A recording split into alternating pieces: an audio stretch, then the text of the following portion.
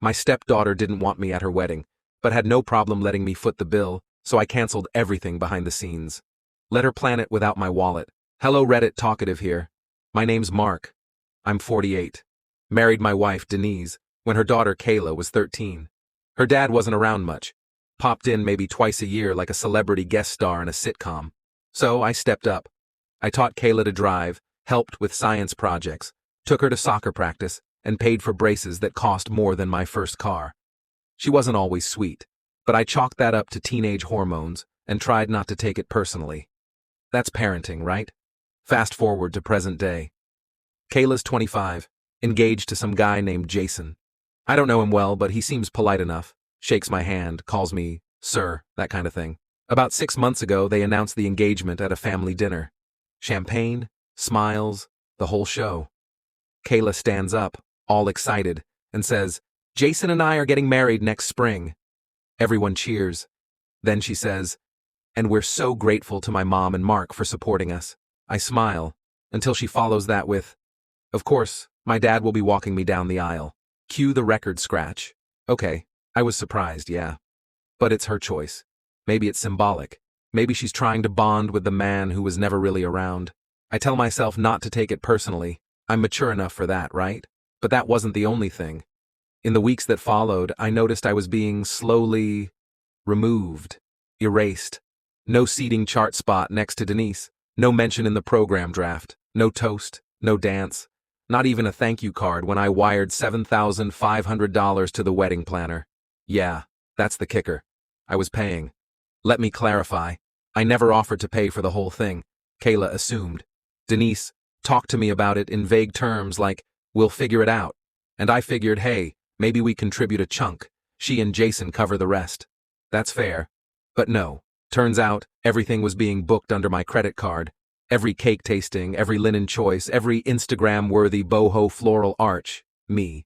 And every time I asked a question, Kayla got distant, annoyed, like I was overstepping. "This is my wedding," she'd say. Or, "You're not my real dad." She even told the planner in an email I was CC'd on, "Please make sure Mark doesn't get involved in any design choices. He doesn't really get the vibe." The vibe? All right. I tried to talk to Denise. Calmly. She brushed it off. It's her day. Don't make waves. But I wasn't asking to design the damn centerpieces. I just wanted to not feel like an ATM with a pulse. It hit a boiling point 3 weeks ago.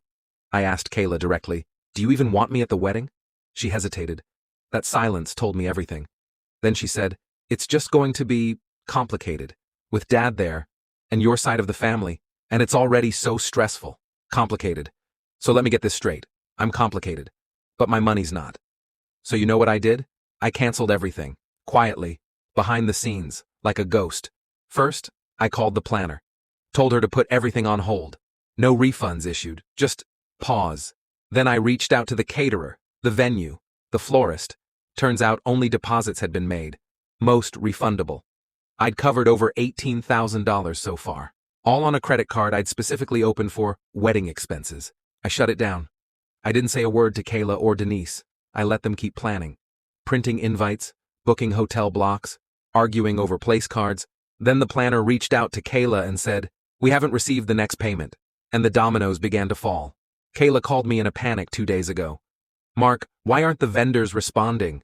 The florist says the account is frozen." I calmly replied, "Oh, yeah, I canceled everything. You made it clear you didn't want me involved. So I'm stepping back, fully." Silence. Then she lost it. Tears, screaming, the whole 9 yards. "You ruined my wedding," I said. "No. You wanted me out. I'm just giving you what you asked for. Now you can plan it. Without my wallet." Denise was furious. "You blindsided her." And maybe I did. But let's be real. I'm not a bank. I'm a person. A man who gave more than was ever appreciated. Who tried for over a decade to be a dad to someone who never wanted one. Who let himself be disrespected over and over again for the sake of keeping the peace. Not anymore. Now? The wedding's postponed. They're trying to regroup, figure out what they can afford. Jason's parents offered to help, but it turns out they thought I was covering everything too. Surprise. I don't know if I'll be invited to whatever new wedding they scrape together. I'm guessing probably not. And honestly, that's fine. Because I finally learned that love without respect is just obligation dressed up in guilt. and I'm done paying for someone else's fantasy while being treated like a ghost.